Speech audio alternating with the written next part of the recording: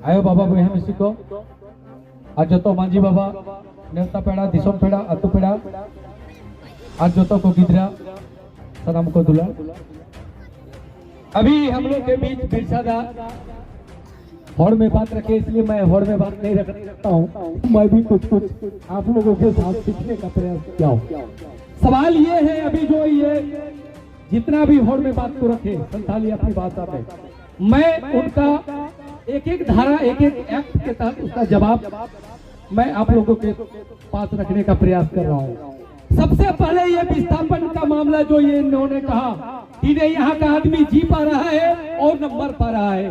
सवाल सबसे बड़ा ये है, अभी जो ये ग्राम सभा हर गांव के लोग वनाधिकार कानून 2006 नियम 2008 के संशोधन नियम 2012 के तहत अपने गांव सीमा के वन क्षेत्र का जो सामुदायिक दावा कर रहे हैं, इस वनाधिकार कानून का धारा 4 का उपधारा 5 के तहत इसमें साफ लिखता है, जब तक भारत सरकार का ये कानून उस ग्राम सभा को कानूनी हक जब तक नहीं मिल जाता है, तब तक उस गांव ग्राम सभा के लोगों को कोई विस्थापित नहीं कर सकता है। नंबर 2, आज जो हम लोग बोटगाड़ी कार्यक्रम किया, ये वनाधिकार कानून का धारा 5 एवं 3(1) का उपधारा 6 के तहत हमारे ग्राम सभा चोरगांवा के द्वारा अपने गांव में अधिसूचना जारी किया।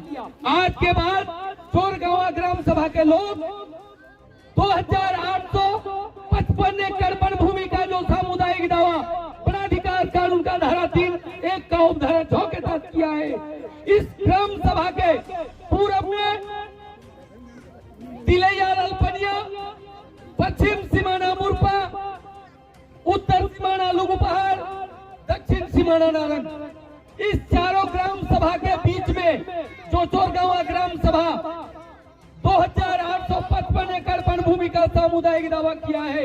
यहाँ का जल, यहाँ का जंगल, यहाँ का जमीन, फल फूल कंदमूल जड़ी बूटी मिट्टी मोरम बालू पत्थर खनिज संपदा, जो भी यहाँ पर प्राकृतिक संसाधन जो प्रकृति ने बनाया है, जो सिंह बोगा ने बनाकर इस ग्राम सभा के लोगों को दिया है, उस पर उसका मालिकाना अधिकार ग्राम सभा चोरगांवा का है। यहाँ का उसका संरक्षण, संवर्धन, पुनर्जीवित और उसको प्रबंधन करने का अधिकार ग्राम सभा को है।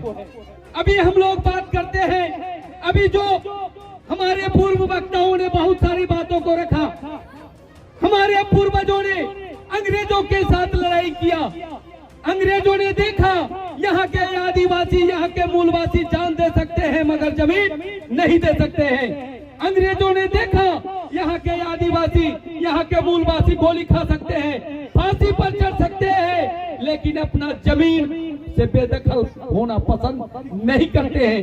कहीं न कहीं यहाँ के आदिवासियों का, यहाँ के मूलवासियों का जान से भी प्यारा जमीन है। तब अंग्रेजों ने हमारे पूर्वजों को 1908 में CNT एक्ट कानून बना करके दिया। ये CNT एक्ट कानून क्या है आप लोग जानते होंगे। ये CNT एक्ट कानून का नाम काश्तकारी कानून है, छोटा नागपुर टेनेंसी एक्ट कानून। इस कानून का धारा 46 में साफ लिखता है कि यहाँ के आदिवासियों को, यहाँ के मूलवासियों को उसका पुश्तैनी जमीन से कोई बेदखल नहीं कर सकता है, उसका जमीन कोई छीन नहीं सकता है, उसका जमीन बिक्री नहीं होगा। ये CNT एक्ट कानून अंग्रेजों ने बना करके हमारे पूर्वजों को 1908 में दिया। अभी हम लोग पैसा कानून की बात करते हैं, CNT एक्ट कानून का धारा 49 में लिखता है कि विकास के नाम पर जमीन अधिग्रहण किया जा सकता है। तो विकास हम किसको बोलेंगे? उसी धारा 49 का खंडन CNT एक्ट कानून का धारा 50 में किया गया कि जिस गांव के लोगों को विस्थापित किया जाएगा, उस गांव के लोगों को सरकारी रेट पर वहां की जमीन जो सरकारी रेट है उस रेट पर उसको मुआवजा मिलनी चाहिए, उसको नौकरी मिलनी चाहिए, उसको पुनर्वास मिलनी चाहिए। ये CNT एक्ट कानून का धारा 50 में इसका जिक्र किया गया। अब सवाल यह है कि जहां भी देश हित के लिए या राज्य हित के लिए विकास के नाम पर सरकार जो जमीन अधिग्रहण कर रही है, न वहाँ पुनर्वास मिल रहा है, न जमीन का मुआवजा मिल रहा है, और न उन लोगों को मूलभूत सुविधा दिया जा रहा है। सवाल ये है, देश की सरकार हो या राज्य की सरकार हो, वो विकास इसको बनाना चाहती है कि यहाँ के आदिवासी, यहाँ के मूलवासियों को उसका पुश्तैनी जमीन से ही बेदखल करना हमारे देश की सरकार का विकास है। विकास किसका नाम है, उस सरकार को पूछा जाए। आज विकास कहाँ खो गया? हमारे यहाँ जितना जागता उदाहरण अभी हमारे भाई अधिवक्ता साहब ने ये बात को रखा कि तेनुघाट डैम से 42 गांव के लोगों को विस्थापित किया गया विकास के नाम पर। TBNL पावर प्लांट से लोगों को विस्थापित किया गया विकास के नाम पर। क्या यहाँ के लोगों को TBNL का बिजली मिल रहा है? नहीं मिल रहा है। यही विकास है। मैं पूछना चाहता हूँ यहाँ की केंद्र सरकार से, यहाँ की राज्य सरकार से, विकास कहाँ खो गया? यहाँ जो 42 गांव के लोग विस्थापित हैं, उन लोगों को पुनर्वास कहाँ दिया गया? ये सारा चीज जो CNT एक्ट कानून का धारा 50 में जो लिखा गया, जो केंद्र सरकार ने, अभी हमारे भाई अधिवक्ता साहब ने कहते थे कि 543 दिल्ली में बैठ करके कानून बनाते हैं, राष्ट्रपति का मुहर लगता है, न्यायपालिका कार्यपालिका को इसको इम्प्लीमेंट करने का निर्देश दिया जाता है कि यहाँ के जनता के लिए जो कानून बनाया गया, उसका सुरक्षा के लिए जो कानून बनाया गया, आज हमारे विभाग के लोग चाहे जिला में DC बैठे हैं, या अनुमंडल में SDO बैठे हैं, या अंचल में CO बैठे हैं, ये लोग विकास के इस नियम और कानून को धरातल पर लागू करने का काम क्यों नहीं कर रहे? ये सवाल ग्राम सभा को जानने की जरूरत है। आज बहुत सारे लोग ये बोलते होंगे कि भाई हमारा ये ग्राम सभा क्या है? ग्राम सभा को जानने की जरूरत है। हमारे देश में 3 सभाएं हैं, एक लोकसभा, दूसरा विधानसभा और तीसरा ग्राम सभा। अगर कोई हमारे देश में तीसरा सभा के बाद चौथा सभा है क्या? है? नहीं है।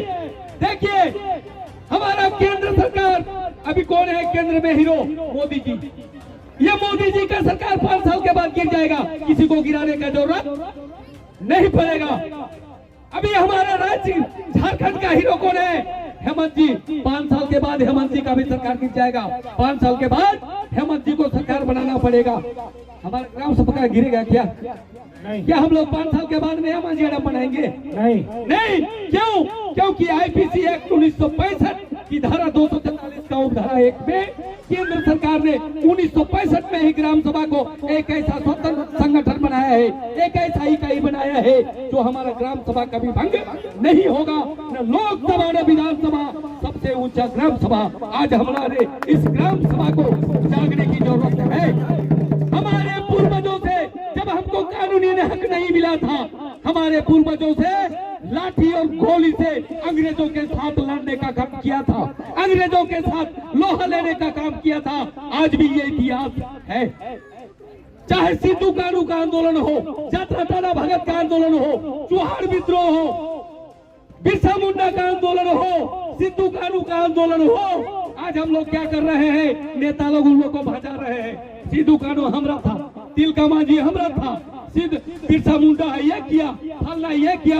आज इसी गांव समाज में बिरसा मुंडा पैदा होगा, सिद्धू कानू पैदा करना पड़ेगा, तिलका मांझी पैदा करना पड़ेगा। और गोरे अंग्रेज जो चले गए, अब काले अंग्रेज जो यहाँ के आदिवासी और मूलवासियों को विकास के नाम पर जो उसका जंगल और जमीन से बेदखल करने की धमकी दे रहे हैं, वैसे लोगों को आज ग्राम सभा आगे आकर के तिलका मांझी और बिरसा मुंडा बन करके उन लोगों को जवाब देना पड़ेगा। जबकि आज हमको कानूनी हक ये भारत सरकार ने दे दिया है।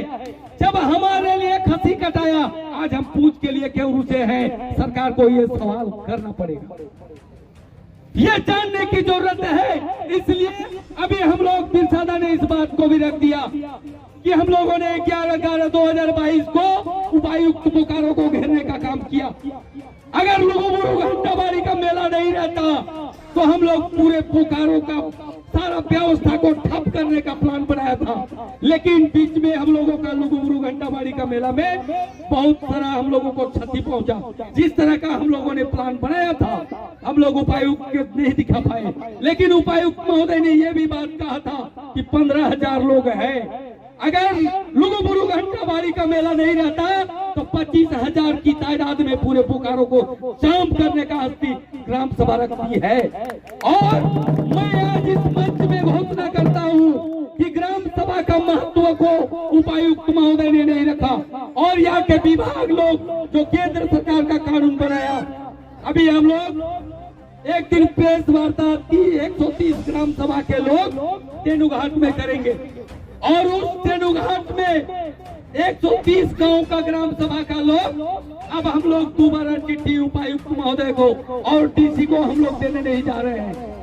अब हम लोग सीधे महामहिम राष्ट्रपति द्रौपदी मुर्मू को लिखेंगे कि आपके द्वारा जो बनाया गया हुआ कानून एक कर्मचारी मानने के लिए तैयार नहीं है, एक फॉरेस्टर मानने के लिए तैयार नहीं है, एक रेंजर मानने के लिए तैयार नहीं है, एक एसडीओ मानने के लिए तैयार नहीं है, तो उसको कार्रवाई करने का आपने कानून बनाया कि नहीं बनाया इसका जवाब दीजिए।